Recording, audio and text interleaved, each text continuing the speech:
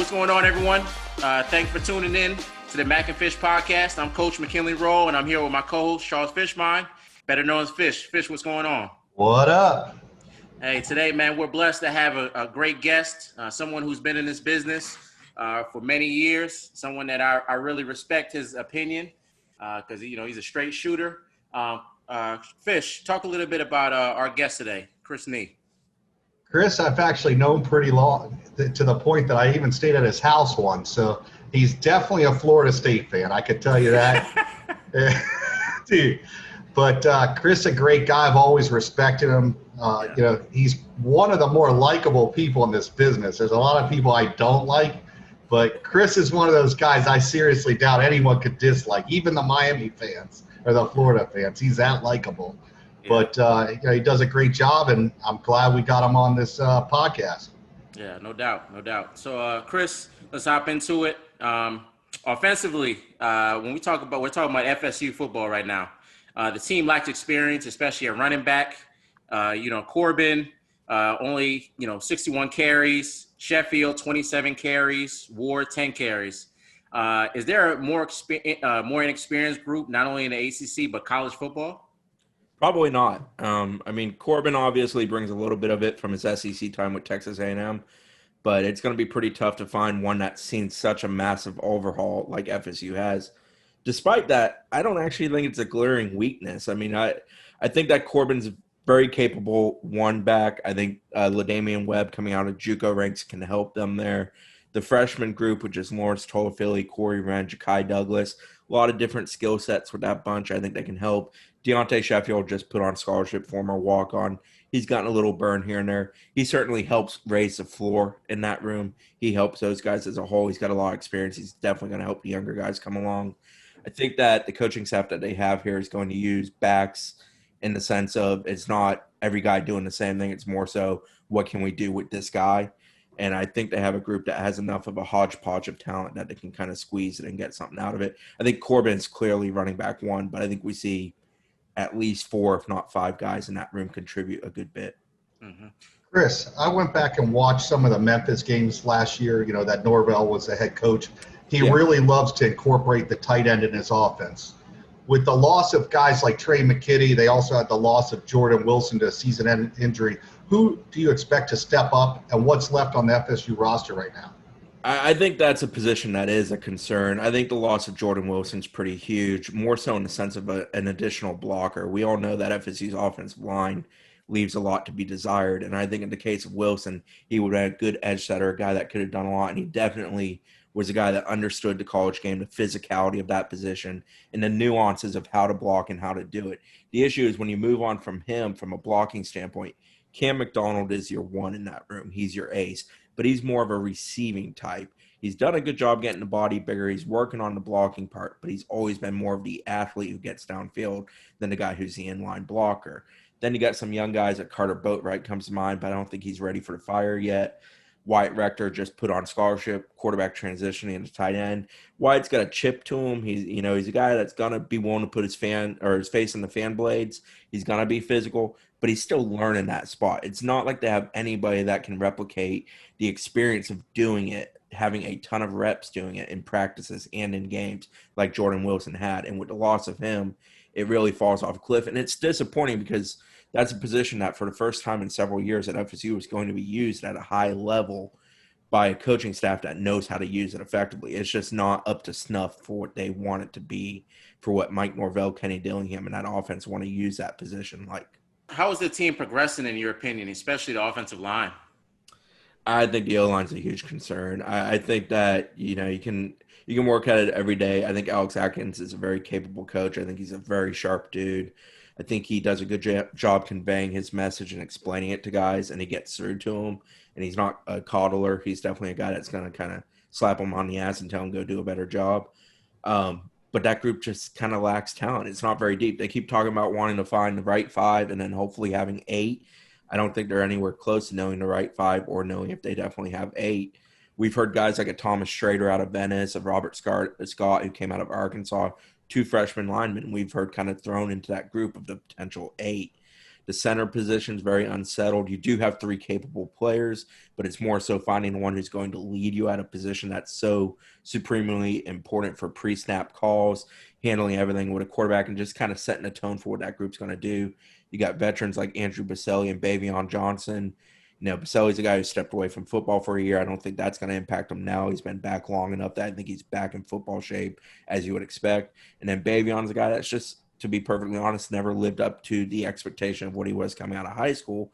And there's no reason to believe that he's going to suddenly break through a wall and be that guy. But if he can be serviceable, that would be a win. And then Maurice Smith is kind of the young pup in that room. He got a little taste of it last year on the field, but wasn't thrown in the fire wholeheartedly and wasn't always at center last year. But he is pushing those two guys and competing at that spot. I think that's a real important thing for them to figure out. Darius Washington's at left tackle. He brings plenty of good to the spot, but he's still a guy who's probably not truly a left tackle at the heart of things. And FSU just doesn't really truly have a great left tackle from a prototypical standpoint on their roster. Devontae Love-Taylor comes in from FIU. He does help to settle down the right tackle spot. I think he's one of the guys you can count on. He has so many snaps under his belt. You know what you're getting out of him. He's got that's going to kind of calm it down. Dante Lucas, probably the most talented lineman FSU has, will be your left guard, and then right guard's probably Brady Scott. Been kind of a journeyman up and down that offensive line, playing a lot of different spots, now trying to settle into one. I think Brady's a guy that's kind of a wait-and-see attitude with him. But the issue for FSU's offensive line is after those five, and, I named, 7 guys there plus the 2 freshmen, so that's 9. I think those are your main guys you're really talking about right now that you think you can fall back on. But if you get an injury or two up there, they just don't have the depth or the talent to handle it. And that's been, we're going on 4 years of that really being the case around these parts. Yeah, another sore spot has been the quarterback position with James Blackman. He's had his up and downs. We really don't need to go over that. But from the looks of it, it looks like he's leading the charge as far as starting again this year. How important is his play on the field for FSU to have success in 2020? I think it's immense. It's an offense that's built for playmakers, and if your quarterback can't make the playmakers make plays by putting them in position with the ball and good decisions, then you're kind of stuck in the mud. He's had a good preseason by all counts for the most part. Some interceptions here, but that's going to be the case with everybody, especially with a defense that's definitely ahead of the offense for FSU right now. But James's thing is when the bullets fly, sometimes he just kind of crumbles, and I'm not trying to pile on. I like James Blackman. I think James Blackman has a great makeup and the right work ethic, and he's definitely had a lot against him his time at FSU with different head coaches, different coordinators, different systems. He's never had any kind of consistency with what he's trying to deal with. So a lot of that's a negative for a guy who got thrown in the fire very early in his career. But I just can't jump on the James Blackman's going to lead FSU to the promised land kind of bandwagon until I see him do it, 2-3 games with some consistency. I see him make a mistake and it not result in more mistakes, which has been such an issue for him in his career. I want to see when he throws that first pick, whether it's, say, Georgia Tech or the Miami game, the first or the third game of the year, or now the second game of the year, I guess, with the Jacksonville State game being later. I want to see how he handles that moment, how the next series goes. Does it kind of just take him and veer him so off course that he just can't recover? Because that's been a huge issue. I think that's a question mark with him. The disappointing thing at the quarterback position is that Chubba Purdy got banged up in the first scrimmage. He's now having to sit on the side. I think Purdy is clearly the talented guy in that room. He can do a lot, and he can also make up for a lot of O-line issues because he is creative with his feet. He is capable of throwing on the move. There's a lot there with Purdy, but you're just not going to see it. He's probably not going to be available for at least that first month of the season. And then your next guys up are Tate Rodemaker, who for a freshman is doing very well. And, Tate's got some nice arm action to him. He can drop it in the basket down the field. He can get it down the field. He can do some nice things vertically passing. But I don't know if he's a guy you want to walk in the door and have him starting as a true freshman. I don't know if he's that kind of guy. I've never viewed him as that kind of guy. And then Jordan Travis, ultra athletic, but the arm talent's always been a question mark. And, he hasn't participated in either scrimmage in the preseason. So you feel like something's going on there. FSU's not being ultra forthcoming with his issue, but it's clearly something that's hindering him at least enough where he's not really in the competition. So James is sort of the guy by default. He's also worked really hard to be the guy without being by default, but it's all going to come down to when he's in that game and he handles those moments. I think he has a staff that has his back. I don't think I could say that about the last staff. I don't think the head coach had his back in the last staff. And I think that hurt a kid who very emotionally is invested. And then he was just so thrown in the fire that first year that I don't know how much we can take away from that, which with everything that was going on around him. So I'm very interested to see how he does with a group of men leading him who I think want him to succeed at the highest level for every reason. Their success, the team success, his personal success. I'm interested to see that, but I have very much a wait and see attitude with James Blackman. So, Chris, I have a follow up to that question, and I'm going to have Yeah. another question for you. So, it sounds as though the room, in the case if Blackman went down, they're going to go with a guy that really doesn't have a lot of experience, a lot of snaps. I mean, it kind of, it doesn't, reassure FSU fans and the coaches that you kind of put your room looks like that, your quarterback room kind of looks like that, right? Well, I think offensively as a whole, depth does not invoke confidence. It's a roster that has been so depleted, poorly recruited, poorly developed in recent years that you may be able to get a solid 11 out there, and you may have a couple guys after those guys you can trust, but it falls off a cliff after a while. And at the quarterback position, you got four guys, and I think all four are capable of doing different things. But you would have to drastically change what you're trying to accomplish as an offense if you go from, say, Blackman to Travis, because Travis is going to be much more about using the legs and the arm, in my opinion. I think Purdy's a nice mix, but like we talked about, he's out for the first month most likely because of the collarbone. Tate Rodemaker, you're throwing him in the fire early. He's a vertical passer. I think he can do more like Blackman than anybody else on the roster, but I don't know if you want to do that to a guy of his sort. I don't know if he's the type that, say, God forbid, James Blackman got hurt game one and you're rolling Tate out there against Miami. I don't, that can't invoke confidence in you. You hope for the best, but I don't think it invokes confidence in you. I think that's a huge issue. And it was a mess that they walked into that they're trying to sort out. And I think defensively, they did a real good job of getting some transfers that helped raise the floor to depth drastically. And I think that's made the defense something you can be much more confident in. Offensively, the few transfers they brought in, a guy like Jordan Wilson, a guy like Devontae Love-Taylor. Love-Taylor certainly raised things because he solidified a right tackle spot that would have been a glaring weakness if he didn't come in. And Wilson certainly raised the tight end room by making it much better at the 1-2 spot with a very capable blocker in those two spots, but you've obviously lost him. There's not a whole lot of that at other positions. I guess I should include Ja'Shawn Corbin, obviously, in there since he's going to be run back one and he is a transfer. Gotcha. So how many wins, in your opinion, does FSU need in 2020 for the season to be considered a success? They need to be above 500. 6-5, in my opinion, is where you can start feeling a little good. Even if you lose 5 and you look capable, you look like you're improving, you look like you know what the heck you're doing week to week. There's growth within positions with individual players, but some of your shortcomings that you just don't have on the roster to make up for are the reason you're still losing to, say down a stretch, a team like maybe a Virginia, for example, you're losing to them. I think you can swallow that and live with it because you're seeing it, you're kind of stacking it up, week over week. But I think sub 500 would be tough to swallow. I think FSU's ceiling isn't much above, 7, 8 would probably be a stretch in my opinion. I think 8-3 is being super optimistic with what you're going into the season with. But I think 6, 7, 8 is kind of the sweet spot. You need to be within that range. You want to be above 500. And I think anything more than 7, you got to be really super satisfied with what you're dealing with. Yeah, I agree with you on that, Chris, mainly because without a spring practice, they didn't really practice that much in the spring. They weren't able to incorporate their schemes on both sides of the ball. You're asking a lot of these guys that have never been in their scheme before to do much more than that. And I agree. I think if they get to 6, if they get 6-5, 7-4, 7-4, I think would be a very, very good season for them.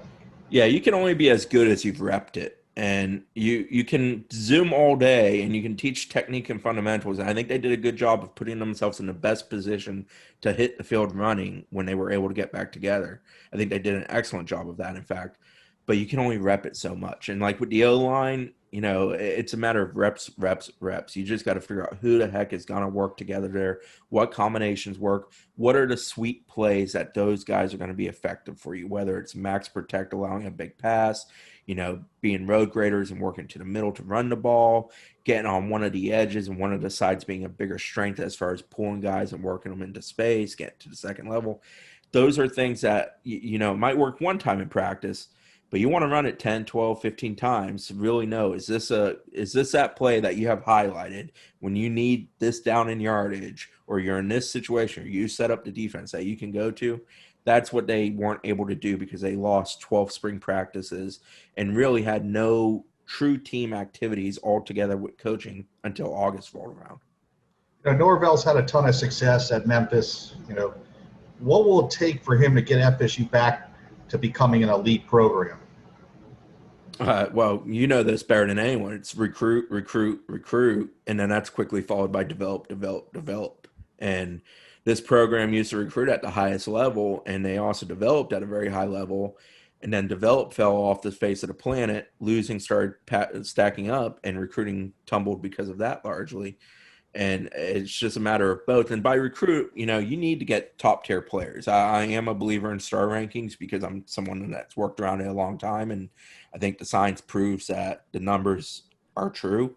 But it's also about finding the right guys for what you want to accomplish, getting them in your system, developing them being mentally tough and damn good players. I mean, one of the best players on FSU's roster in the sense of everything you want in a player is Keyshawn Helton, and his star ranking was plenty low. So I'm not one of these people that thinks everybody needs to be a 5-star, but you want to mix it together. You got to get the right roster. 3-star guys can be super good glue guys who are pivotal to your success, but you also need some of that elite talent that allows you to compete at the highest level, especially at positions where there's only so much good talent to go around. Offensive tackle, defensive tackle, a guy who can really get after the passer as a defensive end type.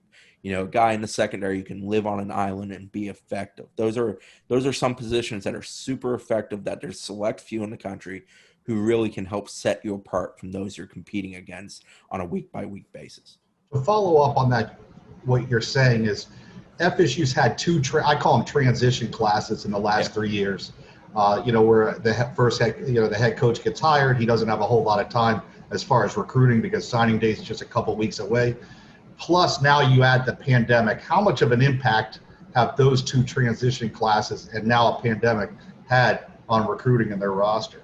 Well, Willie Taggart's first transition class is very much like half gone at this point. So that's never good. You're 2 years into that group and you're not getting anything from about half of it. The second transition class, a vast majority of them showed up on campus, minus one, who was a D tackle, Manny Rogers. He didn't qualify. So they did get everybody in. That group also included 9 transfers, 8 of whom are on the roster now. And, 7 or 8 of those guys are going to contribute this season. So I think that was a very important part. And in this age of the transfer portal, I think they did a great job of balancing getting some young guys to have long-term depth versus getting some guys who are going to raise the floor immediately and make them better at positions and certain positions that were major needs. Again, Devontae Love-Taylor, Jay-Sean Corbin, a couple of those guys in the secondary like Miko Dawson and Jarian Jones. Those guys are all going to contribute. Fabian Lovett's another one. He's in the too deep for defensive tackle. But you can't live off transition classes. They're deadly, especially when they fall apart like that first one with Taggart, because then you just have a hole on your roster. You got, 15 senior types, but then your junior class is just empty because you either didn't keep the guys or they haven't developed enough to be true juniors. And you have a lot of sophomores. Some are true, some are redshirt. And then obviously you got a plethora of freshmen. And young teams don't usually find a great deal of success. So it's a tough thing to handle. What was the second part of that, Fish, that you asked me about other than the transition classes? The transition classes and also with the pandemic, Well, I think the pandemic's more of a long-term effect because they had a very effective plan of trying to get kids in here in March and into April during spring practice, because obviously this staff is fairly new to the dynamics of the recruiting area that they're going to have to pound, which is the state of Florida and the Georgia, Alabama. Louisiana obviously is an important area for them with David Johnson's ties to that area. And then they dabble in Arkansas because of Coach Norvell's ties to the area, in Tennessee because obviously the ties to the Memphis program that they had. So they have some ties to those areas, and they're known by some in those areas, namely Arkansas, Tennessee, and Louisiana. But in Florida, not so much. So they were working very hard to get out, meet with coaches. Coach Norvell now is even calling 30 or so coaches a week, trying to just build relationships. But nothing creates a relationship like in-person interaction. And their goal was to get kids, their coaches, their parents, those who drive them, those who train them, those who mentor them, to get them on campus, build those relationships, see them in the spring. Then they were going to go on the road during the spring eval period, see them again, continue to build those bonds. Summer rolls around, you got camps, you get the kids back on with some of those people back on. You start making that hard push for the end of the summer to lock up commitments. That was their plan. They were executing it well. They got about 75 kids on campus before March 12th. And then that date comes, everything shuts down. It kind of halts them. It kind of gets them stuck. And when your on-field results can't sell you as a program, and your staff isn't well known enough that the individuals can be bought into by kids that didn't have pre-existing relationships with them, you're kind of stuck. And it's a rough position to be in. You're competing with the big three in Florida. You're competing with Auburn, Alabama, Georgia, Clemson, a couple others, Tennessee, that's very heavy in those areas that you're recruiting. You're competing with those types, and LSU obviously for Louisiana kids, and A&M for Louisiana kids. You're competing with a lot of schools that have established relationships, established staffs that have just had a lot of success, and it's very tough to just kind of get in that pecking order. And they've done a good job of getting some kids that I think are going to help them down the road. And I think they've done a very good job of mining the relationships that they could have success in. But they were just kind of stuck, and it stinks for them because it's hurt them a lot with 21, obviously, with time running out on that. But they were planning to do a lot of work towards 22 and 23, and now they're kind of behind with that because, well, that's what the spring eval period more than anything's about, and that's what summer camps are also very much about, is seeing young talent, and all that's been wiped out. So it stinks. It is what it is. Everybody's dealing with the same situations. It's just this staff, because of their newness to the program and the newness to the area that they're recruiting, it's extra difficult for them. I think they've tried to make the best of it, but there's only so much they can do. Chris, there's been a major culture problem at FSU since Jimbo's final years through the Taggart area. What will it take for Norvell to change that culture and get the program headed in the right direction? Well, the Warren Thompson situation out here happened, 10, 15 days ago now, this month. Everything takes longer in preseason camp. Every day feels long. But I thought that was kind of an interesting moment in retrospect after watching it play out for about a week. I feel like it was a little galvanizing. I think you see some player-led leadership going on where you see players buying in and essentially saying, we're with the program, we're with the coaching staff, we just want to win. Leonard Warner said that, it wasn't tough for me to buy in. I want to win, and I think I can win with these guys. So I think it starts with the players. Your team's only ever going to be as good as the players, and it's not just the stars of the world. It's not just the Marvin Wilsons or Tamorian Terrys. It's about top to bottom with the roster buying in. I think you've seen some weed out happen. I think you could see more weed out happen down the road after this season. And you're going to see, obviously, players brought in by this staff that they believe in, that they think fit into that. But I think it's also about that middle group of the guys who are the adopted ones, the ones who didn't choose this coaching staff but now is being coached by them. It's about them buying in. And I think it's also about the staff just living the life and being straightforward about it. I think Josh Storms is a huge piece of it. I think where Jimbo's end of era started going really bad was when Vic Valoria's voice started to ring hollow with a lot of guys. I think that hurts because your strength and conditioning coach is with players so often. I think guys like Josh Storms, I know a lot of players have told me they like the results that they've gotten from Josh Storms. I think that's an important piece. I think that's kind of your foundation. And then it's about them showing that they know what the heck they're doing on the field, but also being legit in the locker room and in the office and being real life people with the players. And I think there's a lot of effort being put into that, but it's also going to come down to the players just doing it and buying in. And there's going to be some that never will, and there's going to be some that definitely will. It's about getting enough on one side of that pendulum where it's in the favor of the program and the coaches. And then that kind of can take hold, and eventually your culture changes as that becomes the norm instead of people picking sides. Chris, you've covered recruiting now for over a decade. Who is one of your favorite players you covered and you enjoyed covering also while they were on the team? Currently or ever? Ever. I like DeMarcus Walker a great deal. I knew him real well. I'm a Jacksonville kid originally at heart, and he was from Sandalwood over there. So I just hit it off with him, and he obviously had the turnabout with Alabama at the end in there and came to FSU. And he was a guy who wanted it real bad, worked real hard, got himself to the NFL. So I always appreciated him, always liked him a great deal. Jalen Ramsey and Derwin were both just animals. You kind of knew it when you met them that they were guys that were gonna succeed at the highest of high levels. and there was no doubt about it because of how they competed.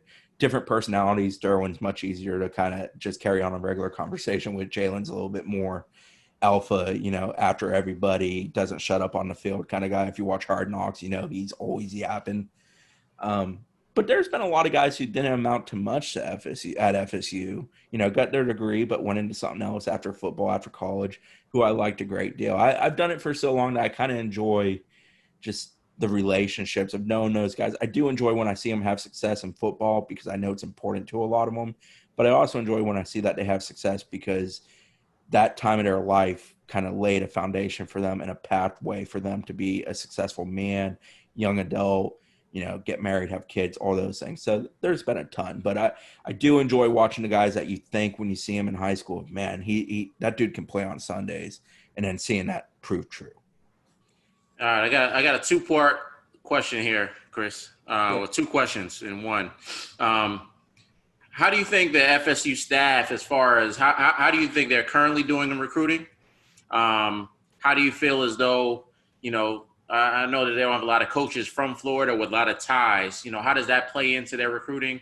Is it acceptable for FSU to be, I don't know, where they right above Rutgers or something like that in recruiting? Nah, they're not quite that bad right now. They're ranked 22 nationally in our rankings. They're fourth in the league. Now, Chris. Yeah.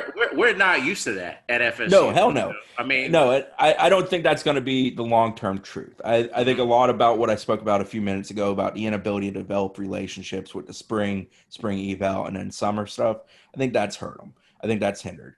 You don't want FSU ever being in the 20s. You don't want them being 4 in the league. They're a team that should compete for top 10, if not top 5, fairly consistently, but some of that's also playing off on-field results, and they should consistently be a top 2 or 3 class in the ACC with Clemson, and then Miami's usually going to be the other one in that discussion. So, no, I wouldn't say it's up to snuff, but I think they're doing fair considering the circumstances.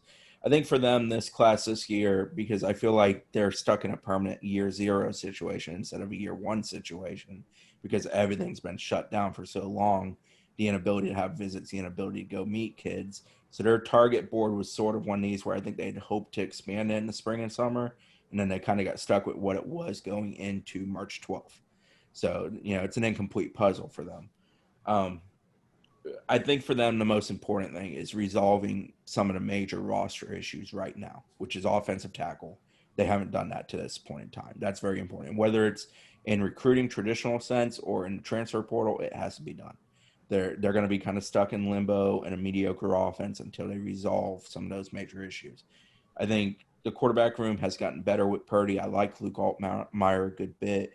I think that they're doing a good job with that. They're now focused on 22 and 23 at that position. Kenny Dillingham's very aggressive at that position. I don't have concerns about quarterback recruiting at FSU under the staff. I think they very much know what the heck they're trying to accomplish. David Johnson, they flipped the running back room last year. I think it'll be tough to convince a lot of running backs to want to come in this year because there's so many young bodies in that room, and most of them seem fairly capable. It's about getting the right one this year, whether that's a big back or a speed back. I think they could take either. I think that's real important. Wide receivers, I think the offense, if it can ever become what it's supposed to be, is going to be appealing for wide receivers. And they have some real good young talent in that room. Tron's done a real good job as a true freshman right now. He's pushing to kind of raise the floor of that room this year. Terry's a guy who certainly wants to play himself into being a strong, foundational, top 45 NFL draft pick type of receiver. You get some returns there, it'll be easier to recruit. So for them this year, it's about find that O-line. They haven't done that yet. In general, on defense, I feel like they're in a pretty good spot at all 3 spots. It's about just stacking talent up. Their linebacker room is drastically better today than it was a year ago, and a heck of a lot better than it was 2 years ago. They're going to have to replace Rice and Warner after this year, but I think they have some young guys ready to step up in there. It's about making sure you don't suddenly have a part of the depth chart where you're just devoid of talent, which is something that's happened in recent years. So I think recruiting in general has been good. It certainly isn't great. But I think it's about as good as it could be based on one thing I can say about Mike Norvell and the staff that I've learned in the now 8 or so months of covering them is they always have a plan, and they usually have a good plan B, and they're not ones to get stuck in the sense of kind of getting caught with their pants down. Well, nobody planned for a pandemic. So I guess in some senses that pulled their pants down without them ever knowing it was coming. But that I don't think it's something they could have done better. I think it's a matter of they had a really good plan they wanted to execute, and then the ability to execute that plan was just completely taken out of their hands. So it's tough to judge their recruiting. I think they are capable recruiters. I look down in the whole roster. I think Mike Norvell knows what he's doing with offensive guys, especially. He certainly trusts his defensive coaches go recruit. On the defensive side of the ball, Adam Fuller is a super sharp guy. He can sell a defense. He can explain pattern schemes, everything he wants to accomplish. Chris Marv, I don't know if you guys have had the ability to meet him, but Chris Marv is about as impressive as they come. Intelligent as all hell, super intense. I would want my kid to go play for him if he could play linebacker. He sells himself. Odell is the godfather. John Papuchis definitely comes off as a guy who wants good ends. I think JP is the kind of guy that if a Kando or Robinson can become the player we hope he is, that's going to help him sell that spot. And in the secondary, Woodson alongside Fuller, they know what they're doing. Woodson's a very good recruiter. I think his time at Auburn showed that. Offensively, as I said, Kenny's good with quarterbacks. David Johnson's kind of a slow burn guy. I don't get the feeling David Johnson is one of these super aggressive early stage recruiters. He is a relationship developer who will let it pay off in the end, and he's done a good job. He's gotten a couple kid out of Louisiana in 2 classes now, showing that his ties there will work. I think David Johnson's the guy that's key for FSU in South Florida when things do open back up. I think he's going to put a great deal of work in down there alongside a guy like Ron Dugans in Palm Beach, for example, and try to turn the tide for FSU down there in such an important recruiting area for this program. And then, as I mentioned, Dugans, he's kind of another OG on the staff here, very well respected. And Alex Atkins, Alex is another guy. He kind of reminds me of Chris Marv with a little bit more of a jolly attitude to some degree, but he's very serious when he needs to be. He's very smart. He knows what he wants in an O-lineman. He knows how to develop O-lineman, and he knows what a good player looks like, not just at his position, but in general in recruiting. I think he's been very good at being ahead on some kids in the younger classes. So I think they're built to recruit at a high level. I think their main issue right now is relationships. And relationships are very tough to create over the phone or Zoom, like you would if a guy came up and had a coach's social and then hung out in the film room or the coach's office for an hour or two, or even went and got a bite with him on the side and just had that time. And I think these guys are going to be good at that. They just haven't been allowed to do it because of circumstances. Sorry, that was really a long answer. Nah, that's all good. But I think it's worth explaining. The ranking, not good. Like, it's certainly not what you want this program to be. They're not having a first class bump, but I think it can be explained away. And I think long term they're going to be capable as long as they get some positive returns on the field. And what would be your best recruiting story? It doesn't have to be a kid that signed with FSU, just in general. Just anything that you thought was like, wow, what the hell is this? Like it's crazy. Was it DeMar Dorsey that had the insanely long commitment ceremony? Were you at that, Fish? Yeah, look, DeMar was a different bird, man. But his commitment ceremony, like Woodby had a really long one, but I was doing that one in a virtual sense. I was at Dorsey's, and I want to say it was like 2.5, 3 hours. He had the longest highlight video I've ever seen at a commitment ceremony. That was a crazy one. I mean, man, 7-on in those early days of 7-on when they were like super teams, the early South Florida Express, the early Team Tampa before they started splicing and spreading. Some of those tournaments were just, I mean, it was rabid. It was insanity. It was, you had rosters with 20 guys who were going to be high level D1 and half of them would end up in the NFL and a lot of them did. And they were just going at it. And I hate 7-on now. Like, I don't enjoy it. I have no interest in covering it anymore. But I did love it in the early days because it was so ultra competitive. Now it's watered down and you got 87 teams from one county, and I'm just not about that life. Like, I don't enjoy that. I'm not here to see the backup ninth grader, playing 7-on-7. Like, that's not my thing. I don't enjoy it. But I mean, heck, there's so many stories. I mean, you got kids making surprise visits. You got kids, the Tommy Tuberville at the table, taking a phone call and leaving during the recruiting visit. It's one of my favorite stories ever in recruiting because it just shows like how a guy can be selling a program before one bite of food, and after the next bite of food, he's not working at the program. There's so many. I can't think of a singular one that always just stands out to me, but yeah, those early days for me at Rivals when I did the state of Florida, so we're talking like 2010 to 12, when I first started going into South Florida high schools a lot, and I'm this short, fat, white dude. and I'm walking in and they're like, what the hell are you doing here? I enjoyed those moments because, one, it took me out of my comfort zone. Two, it made me enjoy going down there. I hung out with Fish a lot, Bluestein, a lot of the old South Florida dinosaurs that have been doing this much longer than I've been alive. I enjoyed that. I enjoyed being around those guys. I learned a hell of a lot in that time. That's by far the best time of my career in the sense of kind of spreading my wings and getting comfortable and doing it myself and going about it. And I got to cover a heck of a lot of good kids, a lot of good players, a lot of guys that played in the league, and some are still in the league. And I enjoyed that a great deal. And when I came back to doing the FSU market again after that, because, I was married, had kids, the wife didn't love to travel, I was much better for it than I was in 09 when I went to do it. So I think for me personally, in a recruiting sense, I understood how to cover recruiting much better in 2013 than I did in 09. And it's because of that stretch for those 3 years of doing nothing but state of Florida recruiting. Yeah, the two quick stories I got, I'm going to throw it in here because I'm laughing in my head. One is Alex Collins and his mom stealing the letter of intent and taking off, and nobody knew where she was for like 8 hours. Me and Corey went to that, and they locked us out of the school. They didn't know she went MIA. And then, and Eugene Hayes dealing with Josh at the time. Josh was up at Madison County, and I think they locked him in the bathroom for like 6-8 hours. And that was another. Was it Frankie, mom, kid, and another coach? Is that what it was? Like 4 people in a room, and nobody was happy with anybody else. It's just Josh was like, "What the heck? Why did I get into this?" I go to cover a kid that's guaranteed to go to the school I'm covering, and like 8 hours later, he's like, "Is this kid going to choose a school?" It was funny. Me, Josh, and Sinone were talking the other day about James Wilder, I think on a pod a while back. And we realized all 3 of us covered that commitment, and all 3 of us worked for people that we don't work for now. So we all worked together, and we were all at the same event. But, I mean, Wilder's deal was a huge thing because I think Fan House at the time reported the evening before he was going to Georgia, because I think Orson Charles led him to believe that. And then, obviously, he went to FSU. But James Wilder, the whole Florida expected him in for a visit. He's at FSU. Message boards are going wild with, I hear he's on his way to Gainesville. I'm sitting on the field at Doak with him, and I want to say it was Eddie Grant, and I think there was another assistant coach. But it's James and his girlfriend just running up and down Doak on the field, messing around, just kind of having a good old time. And message boards are going wild about, he's in Tallahassee, he's heading to Gainesville. And I was just, but I remember those early days of Jimbo recruiting and knowing, like, holy hell, like, this is how a guy recruits. Like, we always hear the stories of Bobby. But Bobby was more the living room master.